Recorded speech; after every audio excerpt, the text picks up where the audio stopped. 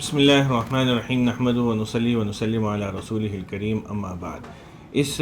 Video میں ہمارا مقصد زکوٰۃ کی تھوڑی تفصیل کے ساتھ آپ کے سامنے بیان کرنا مقصد ہے۔ زکوٰۃ آپ کو پتہ ہے کہ ایک مسلمان عاقل بالغ صاحب نصاب شخص پر لاگو ہوتی ہے، جس کے پاس 52.5 تولہ چاندی یا اس کے بقدر مال موجود ہو، اس کو زکوٰۃ ادا کرنی ہوتی ہے۔ پھر زکوٰۃ 5 چیزوں پر لاگو ہوتی ہے: سونا، چاندی، نقد رقم، وہ اثاثے جو قابل فروخت ہوں یعنی بیچنے کی نیت سے لیے ہوئے ہوں، اور کوئی بھی ریسیویبل یا وصولیابیاں جو اس کو ہونی ہوں۔ اب اس میں تھوڑی سی تفصیل کے ساتھ میں آپ کے سامنے عرض کرتا ہوں۔ سونا چاہے وہ آپ کے پاس زیورات کے فارم میں ہو، چاہے وہ آپ کے پاس بسکٹس یا ڈلی کے فارم میں ہو، چاہے وہ آپ کے پاس برتن کے فارم میں ہو، تینوں صورتوں میں ان پر زکوٰۃ آئے گی۔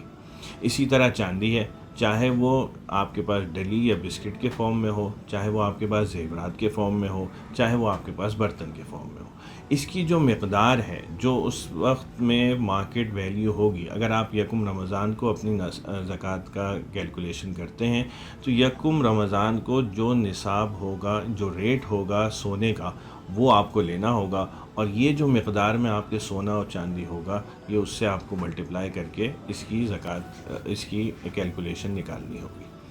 تیسری چیز ہے نقد رقم۔ نقد رقم مختلف صورتوں میں آپ کے پاس ہو سکتی ہے، یا آپ کے پاس گھر میں کیش کی صورت میں بھی ہو سکتی ہے، یا آپ کے پاس بینک میں اکاؤنٹ کے فارم میں یا ٹی ڈی آر کے فارم میں بھی ہو سکتی ہے۔ اسی طرح یہ آپ کے پاس غیر ملکی کرنسی کی صورت میں بھی آپ کے پاس ہو سکتی ہے۔ یہ کمیٹی اور بی سی ڈالنے کا بھی ہمارے یہاں رواج ہے، وہ بھی اس میں کیلکولیٹ کیا جائے گا۔ اسی طرح اگر آپ نے کسی کے پاس کوئی رقم امانت کے طور پر رکھوائی ہوئی ہے تو وہ بھی اس کو شامل کرنا ہوگا۔ نیشنل سیونگ سرٹیفکیٹس کسی کے پاس ہیں تو وہ بھی یہ سارے نقد میں آئیں گے۔ تو اس طرح یہ مختلف فارمز ہیں جو انسان کے پاس عموماً ہوتے ہیں، یہ سارے کے سارے نقد میں شمار ہوں گے۔ ان سب کو کیلکولیٹ کرنا ہوگا، اور ان سب کو کیلکولیٹ کر کے ان کی مقدار نقد کی یا کیش کی وہ اپنے پاس نوٹ کرنی ہوگی، تاکہ کیلکولیشن کی جا سکے کہ میرے پاس سونا کتنا ہے، میرے پاس چاندی کتنی ہے، میرے پاس نقد رقم کتنی ہے۔ اور اس کے بعد آئے گا وہ ہم ایک آپ کو مختلف ویڈیو میں بیان کریں گے کہ جس میں آپ کے جو قابل فروخت اثاثے ہیں ان کا کیا حکم ہے۔ لیکن اس ویڈیو میں ان 3 چیزوں کو فوکس کرنا تھا کہ سونا ہو آپ کے پاس، چاہے وہ کسی بھی فارم میں ہو، چاہے وہ آپ کے پاس بسکٹ فارم میں ہو، چاہے وہ زیورات فارم میں ہو، یا آپ کے پاس وہ